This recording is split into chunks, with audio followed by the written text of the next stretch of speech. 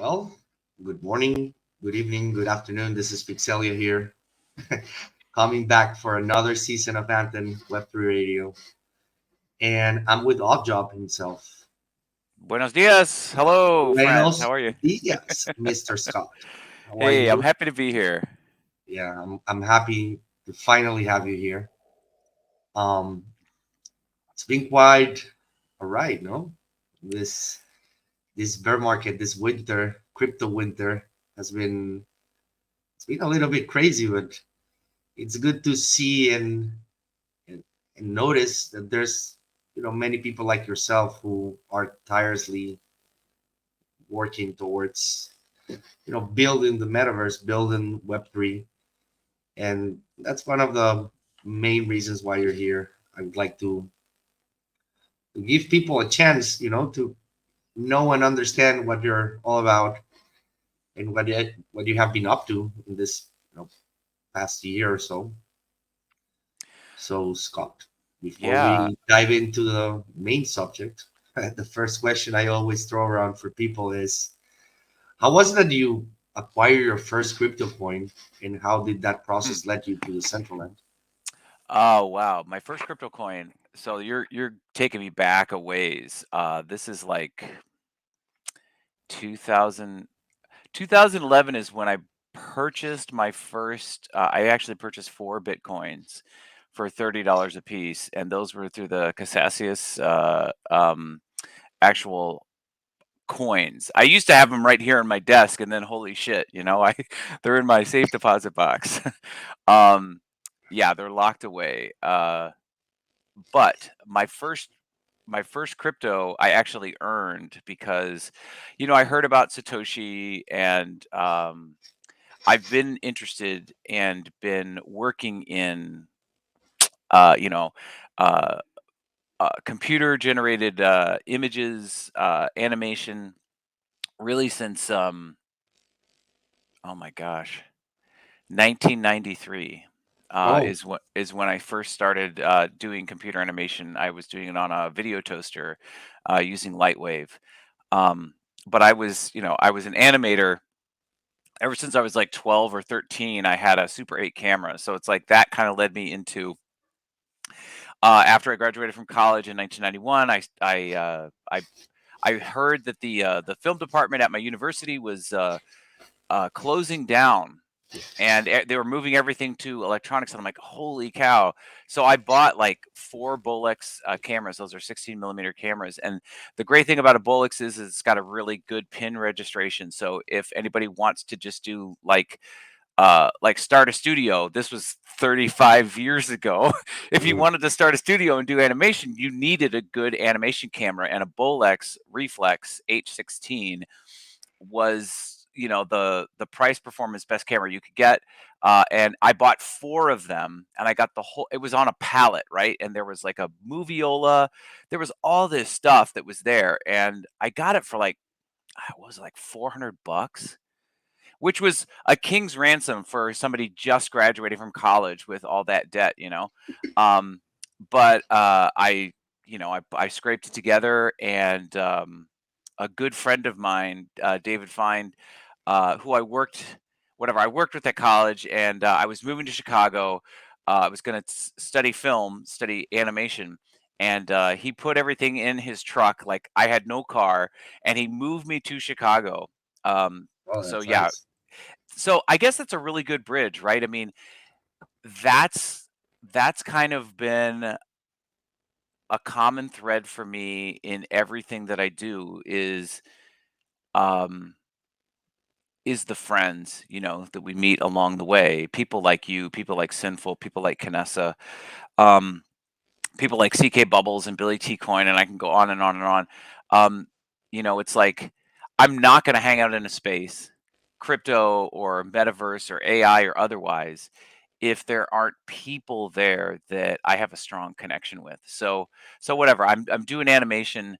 I moved from Chicago to the Twin Cities, and yeah, my first job in the Twin Cities was I was painting cells for an animation studio called Gov Productions, and if you want to know what Gov Productions did, they're most well known for. I think he won an Oscar for animated short called Lazar, and I don't know if it won an Academy Award. I do know that it was like very well known. So Okay. it's a very strange animated short. But I met Gavrilo Ganatovich, who was the owner of the studio, and I moved into town, and I'm like, hey, um, I'm an animator. I'm looking for work, and there at the time there were like 4 different animation studios, so it was Twin Cities was a happening place. So I was able to like get my first gig and like pay the bills and stuff through my art, through my animation. Mm. So yeah, I was always looking for ways to create my work, and I became very interested at that time in open source. So yeah, that would have been in 1995. Slackware and Red Hat were the 2 main distributions of Linux.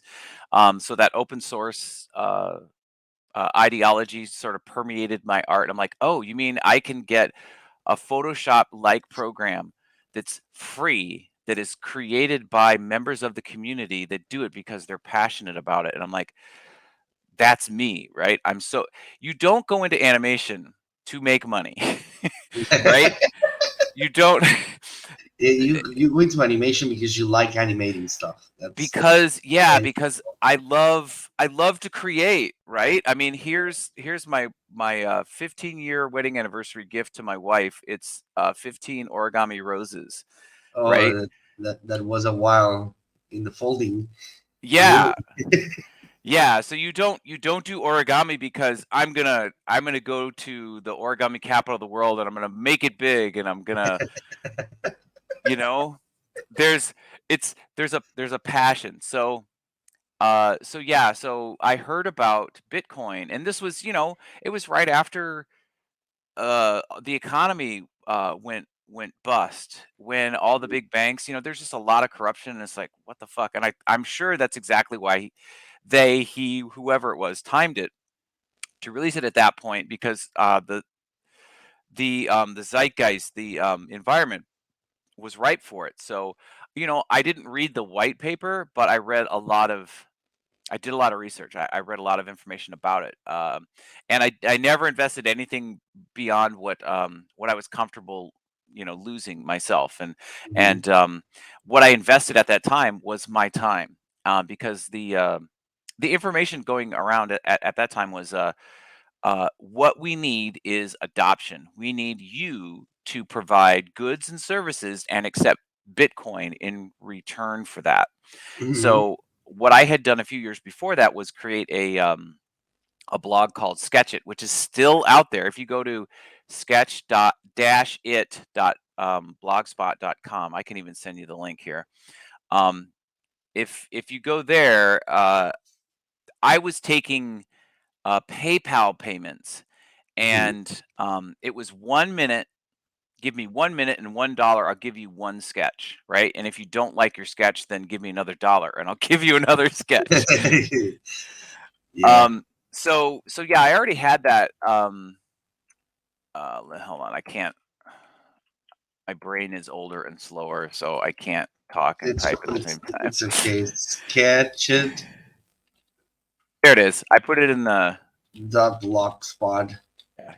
It's also in the Discord too, Okay, cool. or I could put it here in the chat. Oh, Whatever. well, I am checking it out. It's pretty neat. Pretty cool. Yeah, so if you go to like 2006, that's where a majority of it is, and if you Uh go all huh. the way back to January, so yeah, oh my gosh, that was, This was a what is while this? ago, bro. 18 years ago, I guess. Yeah. Yeah. So yeah, I had that in the can, right? I had already had that, and then I'm like, oh, I can revamp, I can revive Sketch It, and I can that's my dog. That's Skylar. We were talking about dogs earlier. She's like, "Oh man, do you ever shut up?" No. Um, so I'm like, okay, I can do sketches for, and at the time, like 1/10 of a Bitcoin was around $1. Yeah. So I don't know, I did like maybe 10 sketches for 1/10 of a Bitcoin, and then I got busy, and I'm kind of scatterbrained sometimes, and I'll attention deficit disorder, or whatever you want to call it.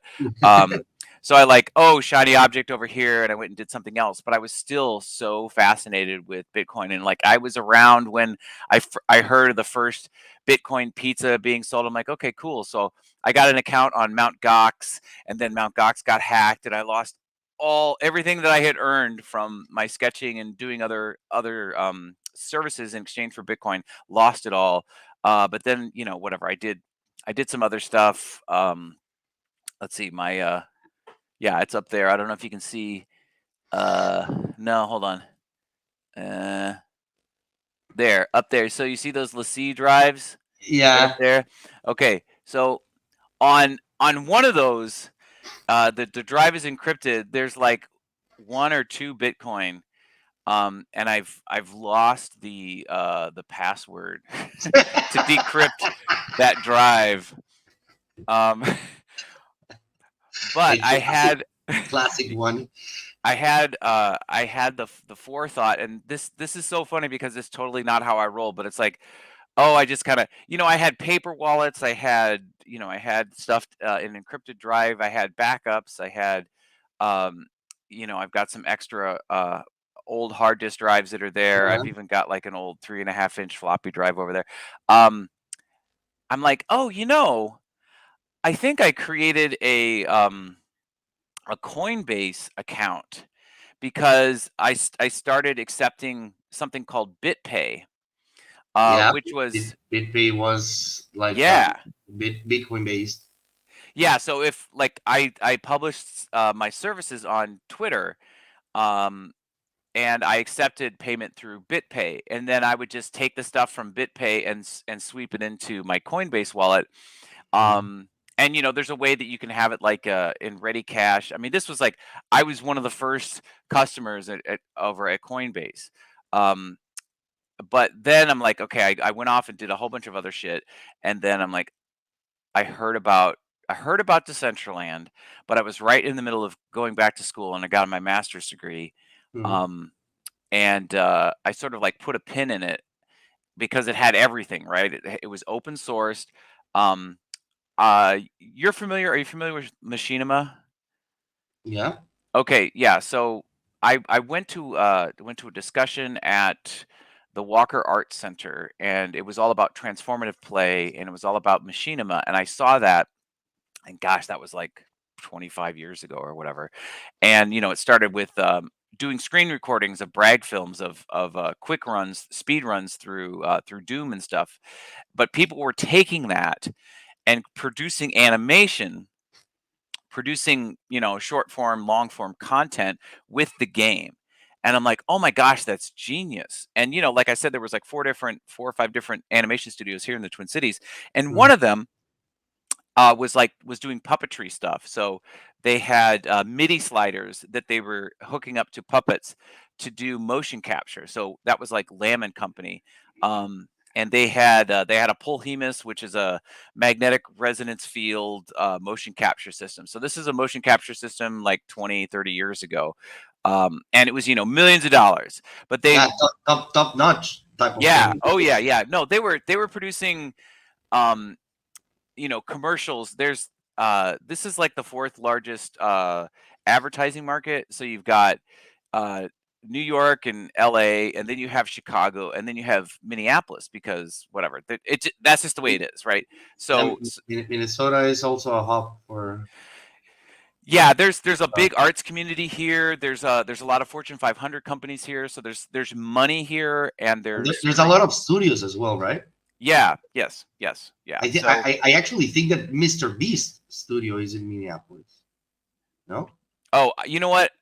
The only reason I know about Mr. Beast is because my students know about him, and I'm just like, oh, okay, who the fuck is this guy? And then I'm like, oh, he's got restaurants, and he's like a freaking bazillionaire or whatever. So yeah, I know he's a big deal, but I don't know a lot about him. But it wouldn't surprise me that he's out of here, because there's a lot of stuff that sort of bubbles up, and when you've got that much stuff sloshing around, it does not surprise me that that you could have somebody like a Mr. Beast pop up. But you can have that anywhere. Like Mm, you got all kinds of YouTubers that find their niche.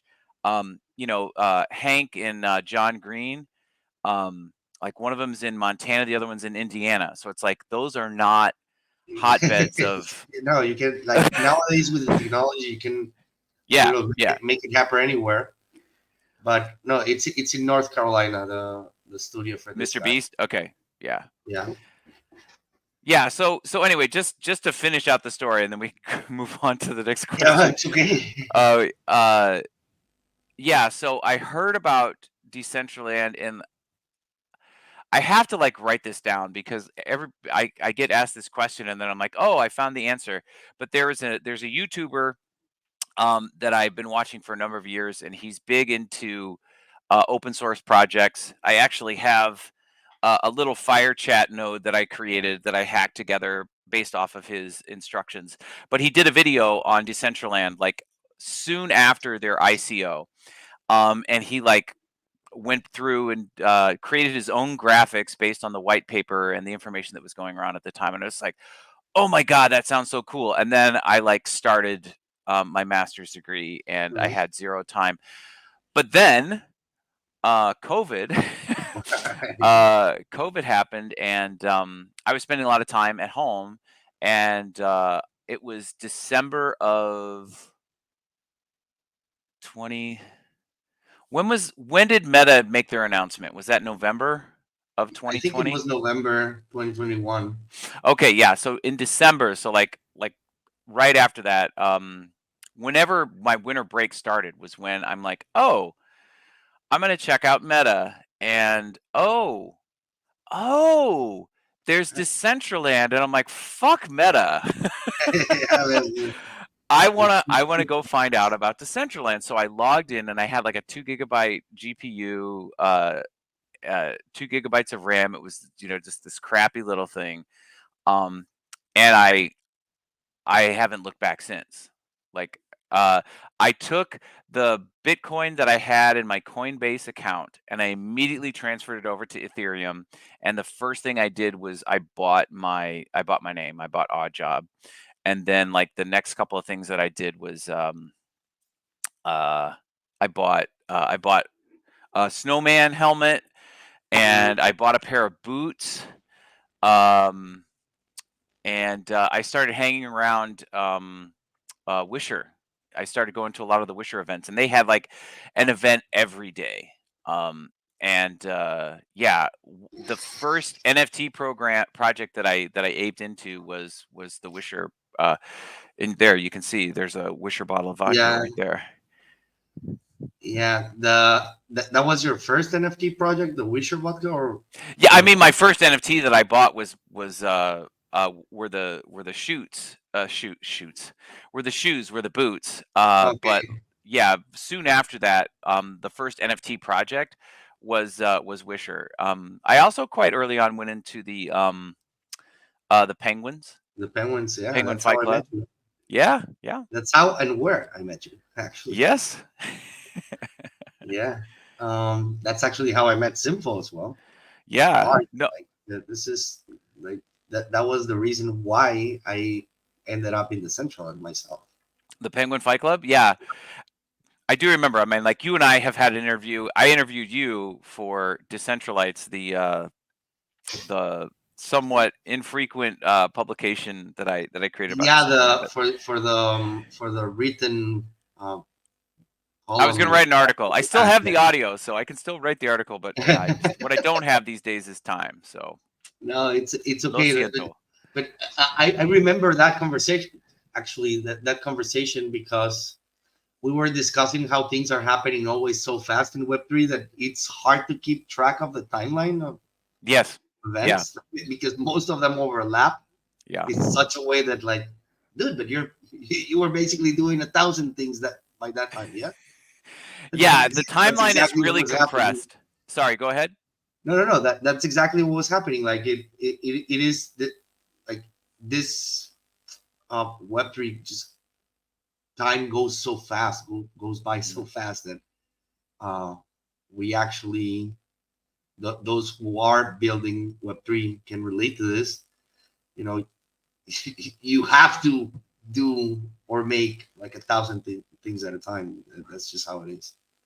Well, I think a good analogy of it being like highly compressed, what a compression algorithm does is it looks for similarities, right? Especially like an image compression. It'll take, you know, this section of the image of my shirt and the color is pretty much the same. And it like, oh, well, all those are pretty much the same. So it like chunks those together, squeezes them, and then it chucks out all the superfluous data. So if I'm in web, like, okay, a couple nights ago, I was being interviewed by Metamona, Hmm. and I had 3 instances of Decentraland open. I've got 3 monitors, 1, 2, 3, and, Metamona had StreamYard or whatever it was, Restream, up on her computer, and Kim was here from Foundation, and I had like 4 or 5 things to talk about in a bullet list, and I had them all up and ready to go. So instead of what would have been like, I used to work at a TV station, so we would go out and we would capture footage, and that would take half a day, right? Because we'd have to go and set up the camera and do all that shit for lighting and sound and, background and whatever, and um in one scene, record that, and then we'd do that for all the other cuts, and then we'd have Hmm. to bring it back to the studio and we'd have to cut that together. I was able to do in real time on my desktop live, right? Uh, like I can be at 2 parties in Decentraland. I don't recommend it because I like to, like I said, I like to be with Interact. people. Yeah, so I'm gonna be there. I'm spending all my time chatting and like looking at what people are doing. And I know people will go to a party in AFK and they want to be there and support or whatever. Um, but yeah, it's like you can create that compression because if it's running kind of slow over here at DCL Brazil, I'll come over here to Dollhouse or Buffalo's place with my second or third wallet account and be like, oh, what's happening over here? Um, so yeah, I think that's part of the reason why it attracts a certain um, mentality or a certain ethic of person because it's people that are looking for activity, looking for engagement, and it's a way to create a hyper concentrated amount of engagement. Just because the very nature, like I could go to DCL right now, and find like 10 people grinding it out at Wondermine, and know probably for half of the people there, and have had some interaction with them in the past. So I don't ever have to be alone if I'm all about engaging people, through dialogue or whatever. I can go do that. If I want to go grind and win something, I can do that. If I want to go play ice poker, which I've never done, which I think is great. Like that's kind of your thing. You're always at DG, and I love that. And a lot of my friends in the space, Kanessa for one, and Sinful and Rustan. Um, and I saw on the Rise was hanging out at the Yeah, we always meet there on Thursdays, and we yeah, have the Diamond Hand City yeah, nights. and so I that's great. It's like that's not my thing, but I can still go there. And I've been to Vegas a number of times. I've been to other places. Like I'm from Kansas City, and they've got the boats that are on the river, so you can go there and gamble. Mhm. And it's just you know, Yeah, it's never if really it's been not my your thing. thing, it's not your thing. It's just how it is, right? Hey, I am still up $700. I went to Shreveport. I used to work out of a reseller, a virtual value-added reseller in Dallas. So I would sell Softimage and systems that would run Softimage, which is a 3D animation program that used to be like it was like when we were selling it, it just got dropped to $5,000, but it was right around $15,000 for one single seat of 3D animation software. But it was like the lower Midwest, and we would go to Shreveport, and there were some clients that we had there. And when we were done, we would go. You want to schmooze with the client, so we'd go and we'd gamble. And I played craps, and I brought a couple $100, and I was up $700 on the crap table. I'm like, okay, I'm done, and I have not been back since because I like stick it So to the man. so you retired at your peak performance. Exactly. That's the way to do it, baby. Yeah, yeah, yeah. In green numbers only. Yes, yeah. So it's like if I ever go back to gambling, I don't think I'm ever gonna match that. No, no, no. Look, I gotta tell you, like straight up, Yeah. I love DG. I love poker. I love like the casino vibes, but it is a dangerous combination, crypto and casino. Oh yeah, absolutely. Oh, it's it's a powerful combo. That's my limit. I draw a line and like I'm not going there because it's a complicated rabbit hole to dive into. But like you said, it's good to have the option, Hmm. and the central and ultimately, like the reason why I love it so much is precisely that what you were mentioning before. It's just the option of doing it Hmm. all in the same place. Like you can get anything on the central end. Like I've seen the craziest scenes deployed. It's the craziest, weirdest shit ever. And but at the same time, I'm always feeling like, damn. Even if I don't like it, I enjoy bumping into these things because it reminds you like the true nature of the central, and it's truly open source. It's truly open for users to what to do whatever the hell they want, provided that you have means to do it, meaning like I don't know, land or whatever. But now with the DCL worlds, Hmm. it's a whole different game, you know? Yeah, no, it's I think I was actually having this conversation with Tobik, and this was a year or so ago, and I made some sort of statement like, even if like everybody leaves, I'm still gonna be in Decentraland, and it is because of the original things that attracted me to it. Um, I probably won't, go every day or go as often as I do now because the people that are important to me won't be there. Um, but I would still be interested in it as a project because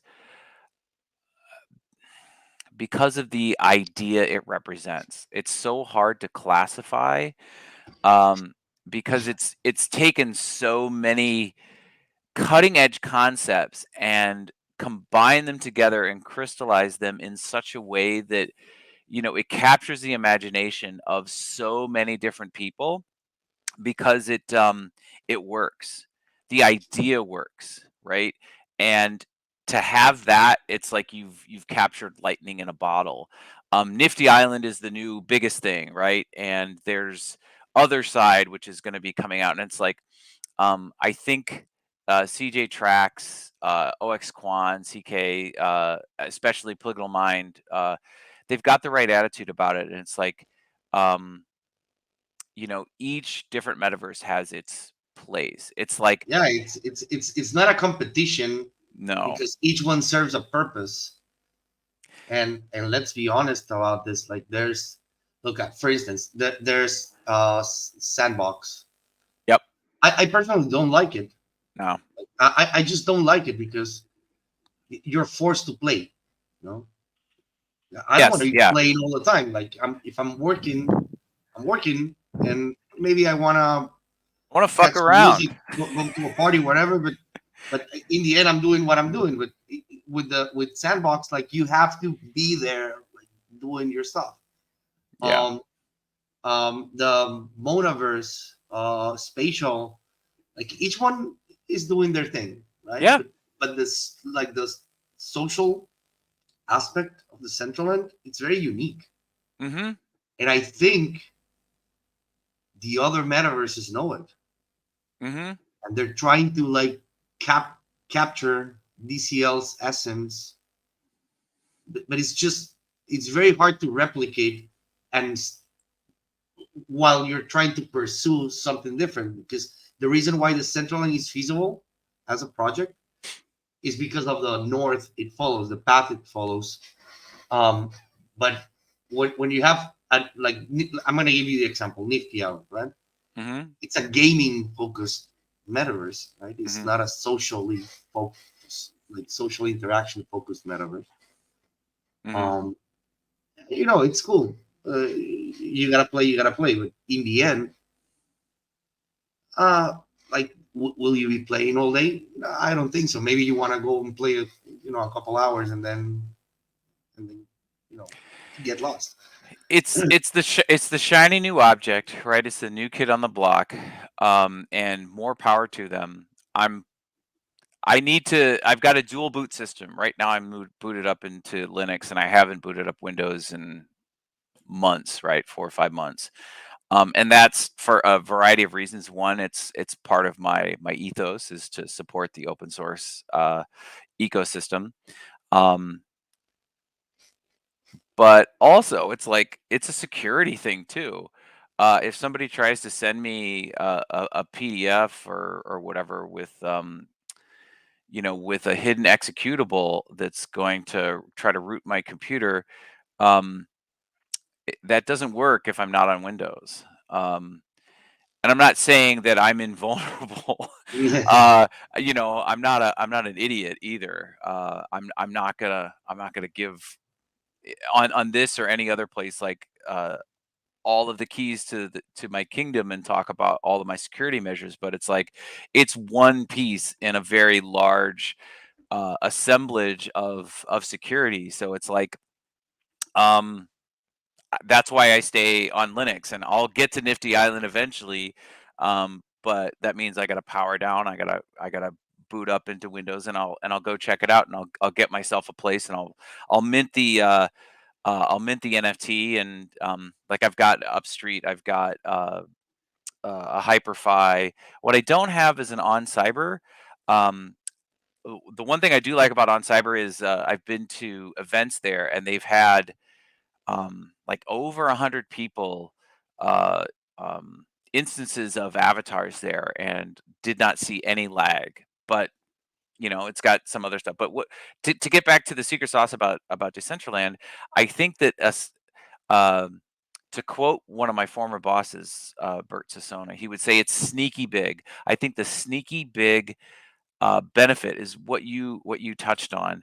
Um, and I've talked to Tank Poco about this. I've talked to a lot of people about this, and um, it's that contiguous nature of Decentraland where here I am. I'm in Genesis City, right, and I can go to the map. I'm at the toilet bowl. But let's see. Let me go to where should I go? Are you in Decentraland right now? No, my other computer is outside Okay, with my okay, PlayStation, but that's fine. I'm oh, just gonna go to the dollhouse. Why not? yeah. Yeah, I see Rustan is online, so I'm gonna go to where Rustan is. So super super simple. So I go to my friends section. Um, Derek's in world. On the Rise is in world. There's Rustan. I'm just gonna hop to where Rustan. He's probably at Stronghold. He's probably Diamond Hands. Probably doing his poker. Yeah. Oh oh oh oh. You know what's happening right now? Um, CBD started earlier today because um, I think JR. So somebody that Sinful has interviewed on Beyond the NFT. He's like a ultimate fighting champion guy coach, and there's a fight Mhm. going on. Caressa built this I don't know, some sort of build, and they're broadcasting it in there. So that's where a lot of people are in Decentraland right now. So anyway, Catching a fight. That's awesome. yeah, yeah. So there's like she's got pictures of this is really cool. I'm Yeah, gonna have to log in after we're done to check it out. yeah, yeah, for sure. So here's the yeah. There's a fight going. I see. Like I totally forgot. Oh yeah. That the contiguous nature. So if I look and I zoom in, I'm at -89, -85, which is where Canessa stuff is, and there's so many people there. But if I wanted to, I could just like go outside, look across the street, and literally see other people. Like I was at DCL Brazil last night. I was talking to somebody there. I was talking to a lot of people there, and I noticed, oh yeah, that's right next door to Manadakari's place, and Manadakari Mhm. has her emote, where she's doing all these things with the hands and stuff, and there's an NPC there, and that was just sort of out of the corner of my eye, um, and that I would not get on Nifty Island, that I would not get on Hyperfi or on Cyber, because they are all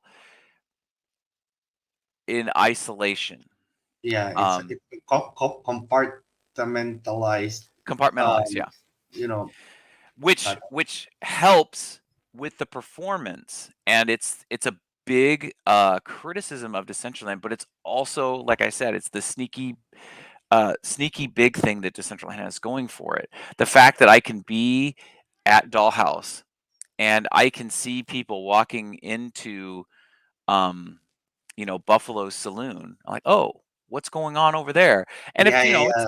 if it's kind That of a lull, I can just hop out of the window and go over to Buffalo Saloon and like chat with Buffalo. Like I've got a relationship with him. I did, I don't know, 4 or 5 dance lessons, you yeah, know. I actually attended some of them. Did Uh, you learn how to line dance? uh, oh, dude, I have like three left feet. Okay. Uh, my mom is pretty good though. Yeah. She can So she can line dance. Yeah. you got some here. Let's not show that I side. I have the boots Oh, though. you Your do. cowboy boots. That's Yeah, I have right. them, and I have the actual mode. Nice, nice, cool. Yeah. You know what? Your boots, that they were a gift. The first set I got, they were a Mhm. gift from UMAC. Oh, oh, Yeah, Mackenzie gave them to me. I It miss was you, a Mac. Oh wow, my wow. gosh. Yeah, I miss her as well. She's such a good person. I Yeah, love we her. have drunk conversations all the time Yeah, yeah. about the future and destiny. Yeah. Um, I miss her as well. It was back when there was an Alcoin radio Mhm. venue. Yeah. So Scott, let me ask you something, man. Yes, sir. Uh, like we were talking about your grant with Canessa.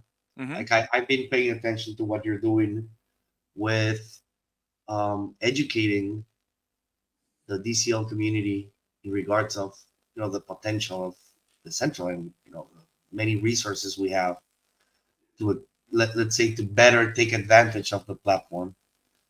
Um, how did you guys ended up doing that? Like, Um, so I think it's a conversation that we've had, we meaning Canessa and I and other people um at CBD. Like the whole reason why CBD was created was to be a connection point of resources. yeah, Um, like, how do we get people who come into Decentraland to the resources that they need most? So if I go to the CBD server, we hmm, have ongoing projects. I mean, some of these channels, I mean, they're pretty dusty, got cobwebs in them, but um, let's see, education is one of them, right? And if I hmm, go all the way back to the beginning, um, post, it's from July of 2022. Educational resources for new users, DCL operation, wallet essentials, community outreach, uh, building creation and development, wearable creation and marketing, land purchase management. I mean, that was one of the founding principles of CBD, yeah, was to help people learn how to do things in Decentraland, because being an open source project, there's a few that are. Decentraland is it's actually quite well funded and resourced, but there are other companies out there that are doing similar things that have loads more venture capital, and they can spend shit ton of money on marketing, or on product development and project management, or product management. So um, we don't have that. We've got a foundation that's developing the core, and we've got the DAO that's taking care of all the things that we see as essential, and all of the complexities that are involved in that. But there's not like one of the benefits of it being siloed is that you do get a centrality of focus and of purpose. But what you lose in that is the ability to um,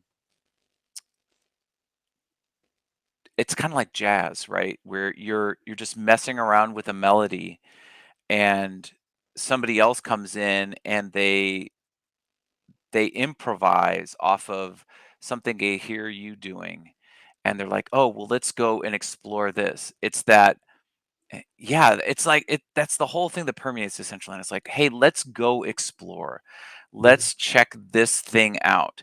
So when you have that, um, I mean, my production company no longer in operation, but it's called Happy Accident, right? And it's from Bob Ross, where he'd say, "Hey, if you make an accident, just make it into a happy accident. Turn those trees into clouds or whatever." He's all about just kind of being in that moment and seeing where the art takes you. Um, but when you don't have back to that centrality of focus, when you don't have that silo and that laser focus, you end up not being able to do things with scales of efficiency. So there are people who come into Decentraland and be like, "What the fuck? This is bullshit," and then they bounce, right? Um, so what we wanted to do is we wanted to capture those people. We wanted to take them and you know bring them close to us and say, "Hey, what's going on?" It doesn't scale very well, but right now, it's a down market, so we can take that time, spend time with those people and say, "What is it that you are looking for?" "Oh, I can connect you with a person. You want to build something?" When I first got here, I was just like, I am never going to get land. I'm never going to be able to build anything. So I started making wearables. And that's why there are thousands and thousands of wearables in Decentraland, because that is the accessibility. That is the point of access. That is the lowest barrier to entry. I can pay, a couple hundred mana or whatever it is now. Um, and I can produce something and make that part of the world, and that's why we give away so many free wearables. That is what our economy is, and I think that's why the VRM exporter is so popular, because we take the things that we can create in abundance, with ease, and we share it with everybody because that is the nature, right? We go exploring, we make friends. If land were cheap and were easy to make, then that would be our currency. But our currency is creativity. So how did the education thing start? I mean, it started out of necessity because people want to make things, but you need to have a little bit of inside information. And Mhm. it's really simple. I mean, as an educator, as a licensed educator, I will take the time to spend uh, talking to a person about how to stream video into Decentraland. I was doing this, last night or 2 days ago. Like, but basically, like it's not just something that anybody can do. Like, No, there has to be a passion behind it yeah, that drives it. Because, like, I'm going to give you my example. I enjoy onboarding people hmm when I know them hmm before, because I know what they're looking for beforehand, and I can plan for it. But I'm not really the biggest fan um, of doing what Sinful does. For instance, yeah, like cold bloodedly, like, "Hey, you're new here. Come here. I'm gonna show you this shit." Like, I just don't have the patience, bro. yeah, But shout out to him for having it, because in the end, I think just like the metaverses, each user serves a purpose within the platform. And like I said, someone once, not everybody needs to be a wearable producer. Not everybody needs to be a creator. hmm Not everybody needs to create experiences. It's okay to just use them. it's, hmm it's it's equally fun.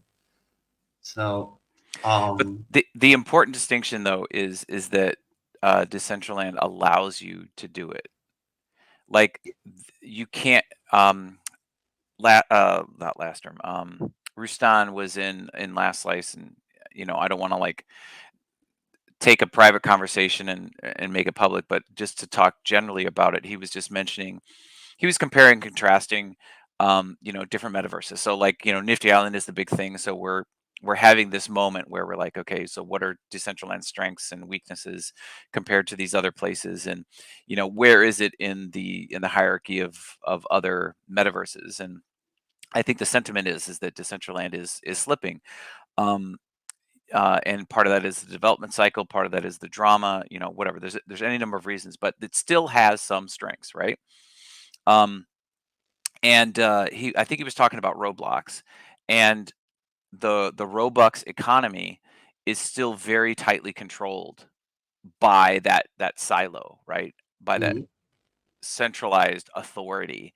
Um, and that still works. There's a time and a place for that. I mean, like, I don't think my 12, 13, 14-year-old students who play Roblox, or who are now starting to play Fortnite and other stuff, Call of Duty, um, they don't really, a majority of them, a vast majority of them, aren't going to want to care about getting into that economy and taking a more reasonable cut out of it. When I was doing the sketches and using PayPal, um, I it was $1, and like 35 cents of that dollar went to PayPal.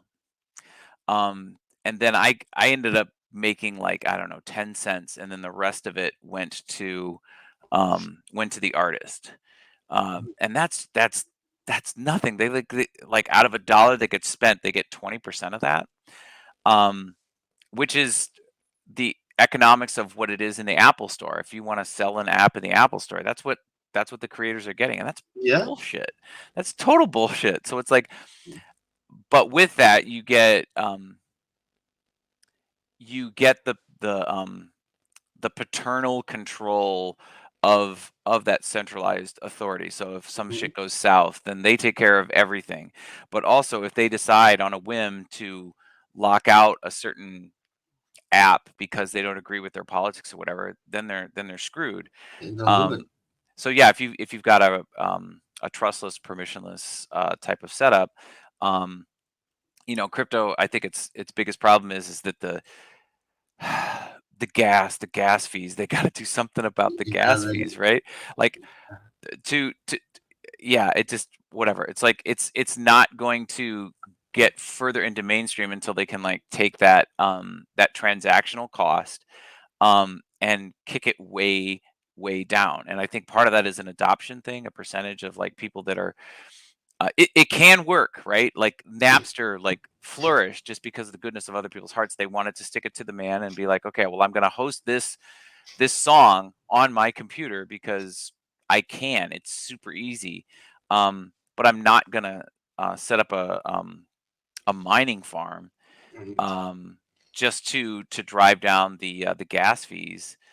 So whatever. I don't want to get too deep into the weeds, but I mean, that's like, we're so close. We've got all of the mechanisms there. I think it's a mindset thing. I think people have to have a change of mindset, and that starts with a change of heart. And I think that gets back to that interpersonal connection that we were talking about earlier. It's like, I have to believe in you, Pixelia, even though we may not be exactly aligned on everything.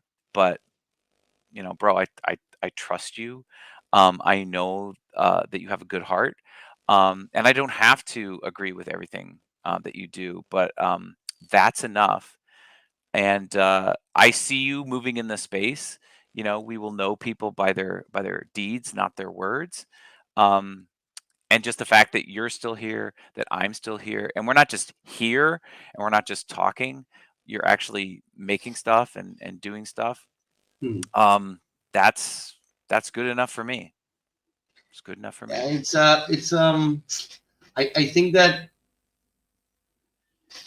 it's it's necessary to remember the nature of what's happening, like the macro picture, Mm, which is financial market.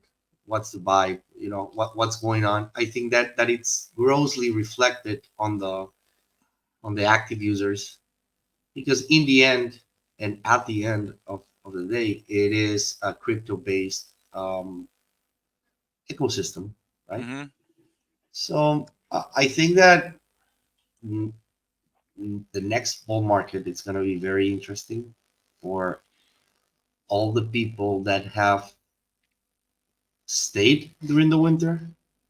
Mm-hmm. It's gonna be. I see very interesting times ahead of us. But I think that what you guys are doing with Canessa, it's a necessity, not not for today's uh, environment, uh, Mm-hmm. but for tomorrow's. Like what you're doing right now, you're laying the foundation for the next, massive wave of users testing this out. Because let's face it, from a user perspective, the central end can be very overwhelming. Mm-hmm. But with this, um, let's say, resources that you guys are creating, uh, just like CDD, like I've been around for a while. I know what's going on, Mm-hmm. and I think that in the next bull run, all of these things that we did, that sometimes I find myself questioning myself, like, why am I here? Why am I still here? Why am I still doing this? Mm-hmm. I think this is part of the winter sentiment. Like, we often tend to quit right before we hit the pot of gold, right? Mm-hmm.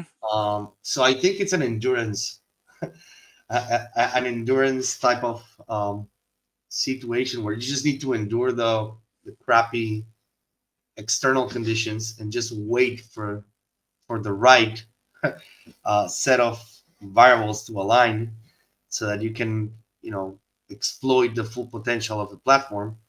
But the only way you can do it is by making sure you have all the resources needed to understand the platform in a simple way, like dumb it down. Like, I think it's the expression you guys use in America, like you need to dumb it down to a point that you can, teach it to someone who has zero skills or zero abilities. I think a more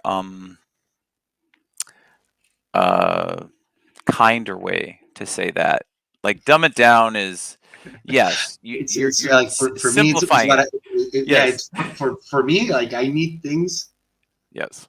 that are dumbed down enough so that I can do it. Yeah, but I'm not going to go to my student who No, is of course having not. No, no, difficulty. this is us talking. Of course, yeah, I don't know. Maybe the expression is not the best one, Yeah, but yeah. but No, I but get what you're I saying think though. you understood what I meant. Yeah, absolutely. Absolutely. Hey, Um, Scott, just to wrap it up, yep. because I know Yeah. that you have a lot I got of to get things going going. on over there.